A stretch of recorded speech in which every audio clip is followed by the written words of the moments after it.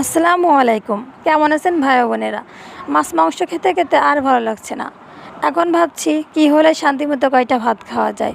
তাই আজ চলে এসেছি শুকনো ঝালের ভর্তা করতে। শুকনো ঝালের ভর্তা করার জন্য একটা কড়াইতে পানি নিয়ে পানিতে যখন বলক উঠলো তখন কড়াইতে শুকনো মরিচগুলো দিয়ে দিলাম।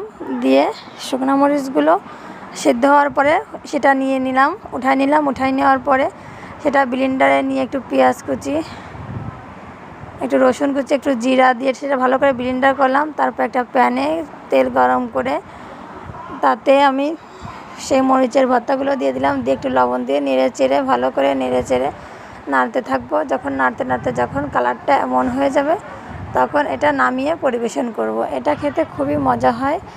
আপনারা চাইলে এটা টেস্ট করে দেখতে পারেন। ভালো থাকবেন সবাই। আল্লাহ হাফেজ। আসসালামু আলাইকুম। কেমন আছেন ভাই?